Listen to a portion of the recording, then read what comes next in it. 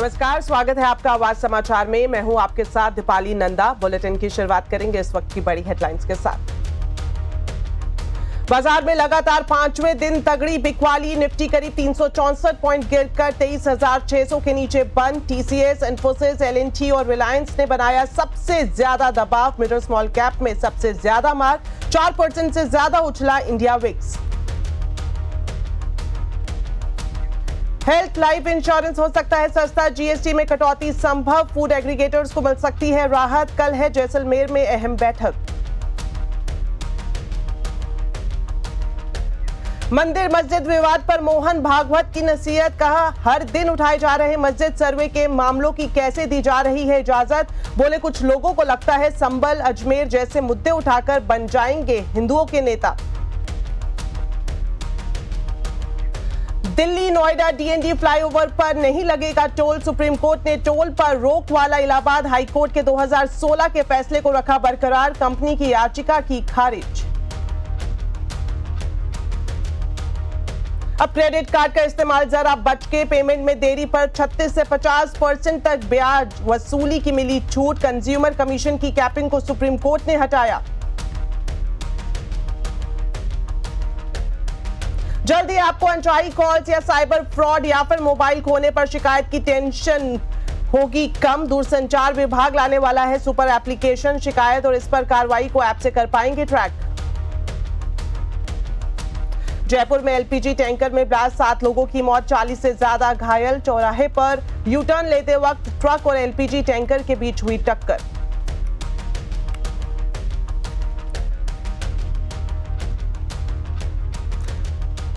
तो चलिए बुलेटिन की शुरुआत करेंगे मार्केट अपडेट के साथ। बाजार में लगातार पांचवें दिन तगड़ी बिकवाली रही। निफ्टी करीब 364 पॉइंट गिरा। आज टीसीएस, इंफोसिस, एलएनटी और रिलायंस ने सबसे ज्यादा दबाव बनाया। मिड और स्मॉल कैप में सबसे ज्यादा मार रही। डिटेल्स के साथ अब सीधा जुड़ गई हैं कंचन। तो कंचन, आज बड़ी गिरावट देखने को मिली, इसके पीछे बड़ी बातें क्या रही?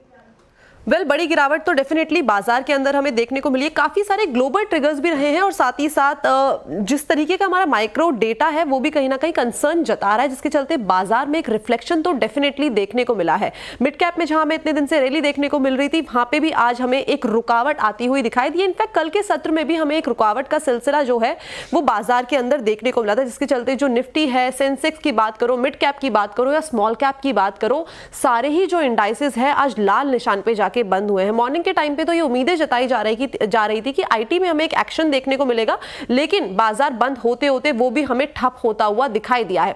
अब बात कर लेते हैं कि इस टाइम पे स्टॉक स्पेसिफिक एक्शन किस तरीके का रहा है। अगर आप निफ्टी के 50 शेयर देखेंगे तो केवल 4 ही शेयर्स ऐसे थे जो आज हरे निशान पे बंद हुए हैं, बाकी के सारे शेयर्स जो है वो लाल निशान पे जाके बंद हुए हैं। और अगर एडवांस डिक्लाइन की बात करी जाए तो वहां पे भी जो रेशियो है उसमें भी एक बड़ा डिफरेंस आता हुआ दिखाई दिया है।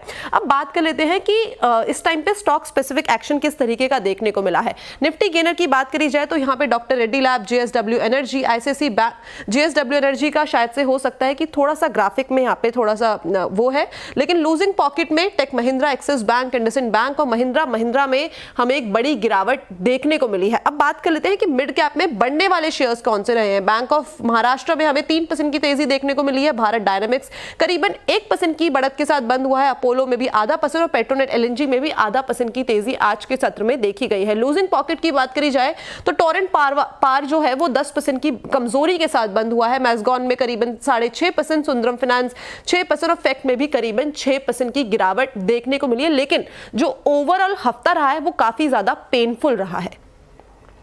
जी शुक्रिया आप हमारे साथ, लेकिन कंचन बनी रहे, एक और खबर के लिए आपके पास वापस लौटेंगे। इस बीच आपको बता दें बैंकिंग सिस्टम की क्वालिटी बेहतर स्थिति में है, ये कहना है ट्रस्ट म्यूचुअल फंड के सीईओ मिहिर वोहरा का। सीएनबीसी आवाज के साथ खास बातचीत में मिहिर वोहरा फार्मा सेक्टर पर बुलिश दिखाई दिए। बैंकिंग एंड फाइनेंशियल्स अगर देखें तो वो खास करके बैंक्स में हमने काफी अंडर परफॉर्मेंस देखी है। एनबीएफसीज में भी हमने काफी अंडर परफॉर्मेंस देखी है। लेकिन अगर हम ये उम्मीद करते हैं कि इकोनॉमी 6-6.5% प्लस में ग्रो करेगी for FY26 as well as FY27, तो मुझे लगता है क्रेडिट ग्रोथ भी अच्छी तरह से पिकअप होगा। बैंकिंग सिस्टम की जो बैलेंस शीट की क्वालिटी है बहुत अच्छी है। अंडर परफॉर्मेंस की वजह से वैल्यूएशन भी काफी अट्रैक्टिव हुए हैं। तो मुझे लगता है कि ये एक जो अंडर परफॉर्मिंग सेगमेंट था 2023 और 24 का, वो मेरे ख्याल से 2025 में पिकअप हो सकता है। एंड देन अदर सेगमेंट जैसे कि फॉर एग्जांपल फार्मास्यूटिकल्स हैं, केमिकल्स हैं, जहां पे हमें एक लंबे समय का ग्रोथ दिखता है for the next 5 years 10 years करके, वहां पे भी हम पॉजिटिव रहेंगे।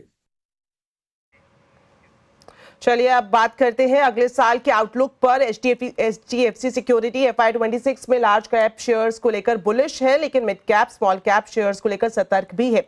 HDFC सिक्योरिटीज का FY26 के लिए क्या कुछ आउटलुक है, बताने के लिए हमारे साथ जुड़ी हुई है कंचन नौटियाल। तो कंचन, बताएं आउटलुक की क्या हाइलाइट्स हैं? जी, सबसे पहले मैं जिस्ट ऑफ द स्टोरी आपको बताना चाहूंगी HDFC की। HDFC ने कहा है कि काफी ज्यादा संभल के बाजार के अंदर आपको कारोबार करना होगा, नहीं तो हो सकता है कि आपके पोर्टफोलियो में एक बड़ा डेंट लगता हुआ दिखाई दे।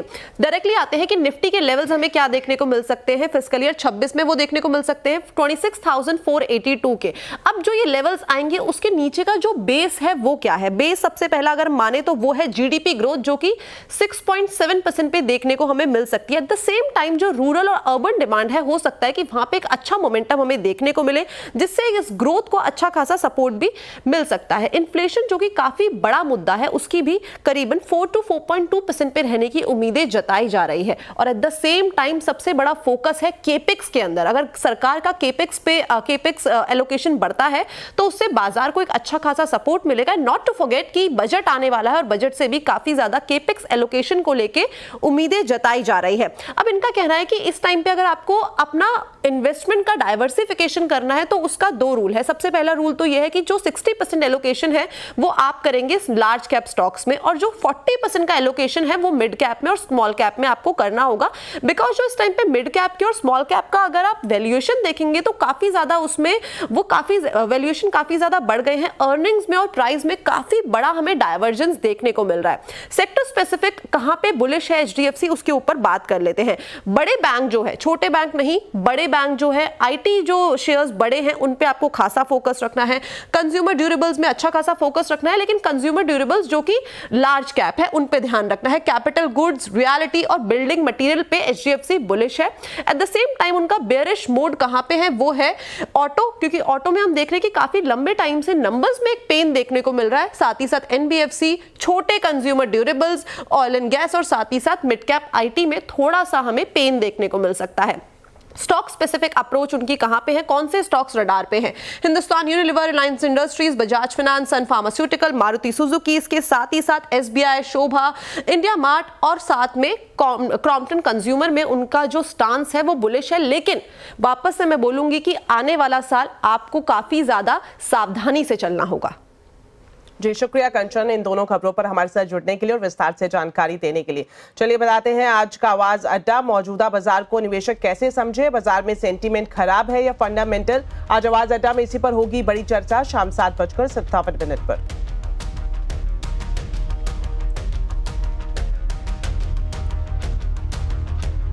तो संसद का शीतकालीन सत्र आज खत्म हो गया। लोकसभा और राज्यसभा को अनिश्चित काल के लिए स्थगित कर दिया गया है। विपक्ष की तरफ से अदानी मुद्दे पर सरकार की घेराबंदी से शुरू हुआ शीत सत्र George Soros, doctor Bhimrao Ambedkar और कल संसद परिसर में धक्का मुक्की के मुद्दे पर गर्म रहा, लेकिन खास कामकाज नहीं हो पाया। सरकार ने एक देश एक चुनाव के लिए 2 बिल पेश जरूर किए, जिन्हें JPC में भेज दिया गया है। आज संसद भवन में सत्ता पक्ष ने राहुल गांधी के खिलाफ प्रदर्शन किया, वहीं विपक्ष ने अंबेडकर के अपमान के खिलाफ तख्तियां के साथ प्रदर्शन किया। खबर यह भी है कि संसद मार्ग पुलिस कल की घटना की छानबीन करेगी। कल बीजेपी ने राहुल गांधी के खिलाफ अलग अलग धाराओं में शिकायत दर्ज कराई थी। आज भी इस मुद्दे पर दोनों तरफ से गर्मागर्मी देखने को मिली। भविष्य में इस तरह का नारेबाजी करके और इस तरह का पार्लियामेंट के अंदर में हंगामा करके संसद का काम को बाधित करने का कोशिश ना करे तो देश के लिए भलाई होगा। दूसरा, जो इंसिडेंट जो हुए हैं, जो घटना घटी है संसद परिसर में, ये बहुत ही निंदनीय है। हाथापाई का नौबत आना ये अच्छी बात नहीं है। कुछ सांसदों को चोट भी लगा है। पार्लियामेंट में सब लोग जनता का प्रतिनिधि के रूप में चुन के आते हैं, अपना बात रखना चाहिए। या हाथ पांव चलाना ये ठीक नहीं है। इतने डेस्परेट हो गए हैं कि आज ऐसे एकदम झूठी बातें, झूठा एफआईआर। राहुल जी कभी किसी को पुश नहीं करेंगे। मैं उनकी बहन हूँ, इतने सालों से मैं जानती हूँ, कभी इस तरह की हरकत कभी कर ही नहीं सकते। और फ्रैंकली देश भी जानता है, देश देख रहा है कितने डेस्परेट हो गए हैं ये लोग कि इस तरह की फालतू के एफआईआर लगा रहे हैं, क्योंकि सिंपली अडानी पे चर्चा नहीं चाहते। और जो इन्होंने किया है अंबेडकर जी के साथ, जिस तरह से अपमान किया है, ये जानते हैं कि ये देश नहीं सहेगा ये अपमान, इसीलिए ये सब डिस्ट्रैक्शन है, बस यही है। तो चलिए, संसद का शीतकालीन सत्र किस तरह से रहा, इसका क्या आउटकम निकल कर आया, इस पर अब ज्यादा बातचीत के लिए जुड़ गए हैं वरिष्ठ सहयोगी लक्ष्मण रॉय। तो लक्ष्मण जी, संसद तो अनिश्चित काल के लिए स्थगित हो गई है, हंगामे का शोर काफी दिखा, क्या कुछ अहम काम भी हो पाए? जी बिल्कुल, ये संसद का जो शीतकालीन सत्र आज खत्म हो गया या फिर कहें सत्रावसान हुआ है, वो दरअसल कई मायनों में काफ़ी ऐतिहासिक रहा। वैसे सत्र की शुरुआत में ही लग रहा था कि काफ़ी हंगामेदार ये सत्र रहने वाला है, लेकिन हंगामा इस कदर पहुंच जाएगा कि सांसदों के बीच आपस में धक्का मुक्की होने लगेगी, सांसद हॉस्पिटल चले जाएंगे, सांसद आईसीयू में चले जाएंगे, एक दूसरे के खिलाफ थाने में जाकर एफआईआर लिखाएंगे। इसकी अपेक्षा, इसकी अनुमान किसी ने नहीं लगाया था। जो ये सब हुआ, और ये कह सकते हैं कि एक इतिहास में काला अध्याय के तौर पे देखा जाएगा। लेकिन इन सब हंगामे के बीच भी कुछ कामकाज जरूर हुए। यहाँ पे जो आंकड़े आए हैं उसके हिसाब से लोकसभा में 54%, तो राज्यसभा में 51% कामकाज हुआ, या इतना सफल हुआ कह सकते हैं। 20 बैठकें हुई, लगभग 105 घंटे तक ये पूरी संसद की कार्रवाई चली। और इसमें 2-3 जो अच्छी बात हुई वो रहा कि संविधान के 75वें वर्षगांठ पे एक अच्छी खासी चर्चा हुई, लंबी चर्चा हुई। हालांकि चर्चा आखिर में आते आते अंबेडकर के आसपास सिमट कर रह गई, आरोप प्रत्यारोप का दौर रहा। तो लेकिन संविधान पर चर्चा होना एक अच्छी बात रही। 4 बिल रखे गए, एक सदन से पारित हुआ, दूसरे सदन में जाके अटक गया। तो अब सारा दारोमदार रहेगा संसद के बजट सत्र पे, जब पे आएगा उस वक्त, जो फरवरी में होता है, कि उस वक्त बजट तो होगा ही, बाकी जो सारे पेंडिंग बिल है वो पारित कराने की सरकार कोशिश करेगी, और शायद तब तक ये हंगामा या मूड माहौल भी थमता दिखे आपको। जी शुक्रिया लक्ष्मण जी, विस्तार से पूरी जानकारी देने के लिए। चलिए बढ़ते हैं आगे, और आपको बता दें कि अगर आप क्रेडिट कार्ड का इस्तेमाल करते हैं तो आपके लिए बड़ी खबर है। अब बैंक फिर से क्रेडिट कार्ड का बिल देरी से भरने पर 36 से 50% तक दरें वसूल कर सकते हैं। सुप्रीम कोर्ट ने एनसीडीआरसी यानी राष्ट्रीय उपभोक्ता विवाद निवारण आयोग के 2008 के फैसले को रद्द कर दिया है। इस खबर पर पूरी डिटेल्स दे रहे हैं संवाददाता असीम मनचंदा।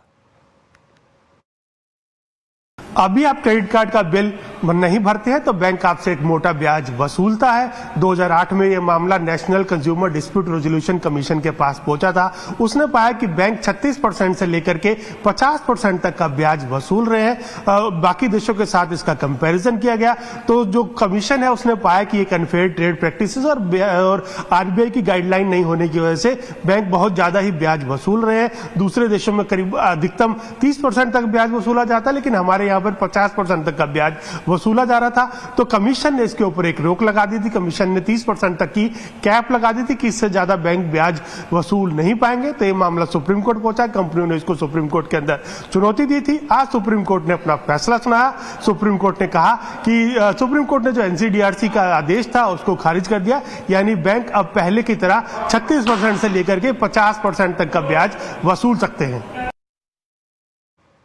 तो चलिए, इसी के साथ वक्त हो गया एक छोटे से ब्रेक का, लेकिन खबरें अभी और भी हैं। आप देखते रहिए आवाज समाचार।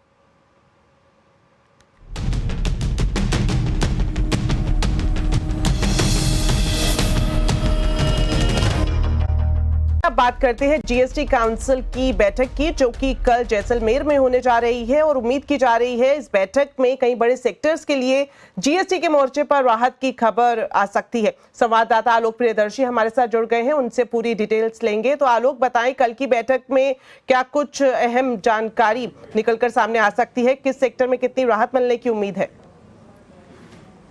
बिल्कुल, देखिए, अगर जीएसटी काउंसिल की बात करें तो यहाँ पर आम लोगों से लेकर और कारोबारी जगत को सभी को अच्छी और राहत वाली खबरों का इंतजार है, और उम्मीद की जा रही है कि ऐसी बहुत सारी खबरें आने की उम्मीद है। अगर हम सबसे पहले बात करें हेल्थ और लाइफ इंश्योरेंस की, तो हेल्थ और लाइफ इंश्योरेंस का प्रीमियम भरना सस्ता हो जाएगा।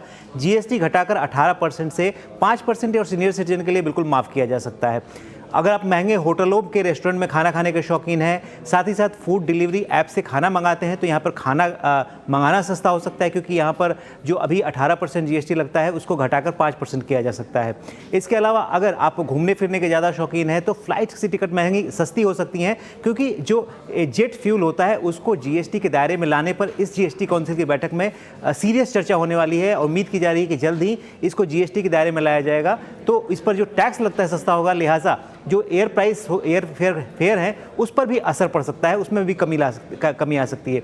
इसके अलावा और भी कई सारे एजेंडे हैं, एक्सपोर्टर्स के लिए राहत मिल सकती है। इसके अलावा जो अगर हम बात करें तो और भी कई सारी चीज़ें हैं जिस पर राहत मिलने की उम्मीद है, लेकिन एक चीज़ है जहां पर दरें बढ़ने की आशंका है। अगर पुरानी और ईवी कार अगर आप बेचते हैं तो वहां पर आपको अभी जो 12% जीएसटी देनी पड़ती थी 18% देनी पड़ सकती है। सरकार इसको एक तरह से डिस्करेजमेंट के तौर पर ले रही है। तो कुल मिलाकर ये सभी बड़ी खबरें हैं जो कि जीएसटी काउंसिल पर सभी की निगाहें रहेंगी और उम्मीद की जा रही है कि ये सारी जो खबरें हैं वो जीएसटी काउंसिल की बैठक में इस पर अंतिम फैसला हो जाएगा।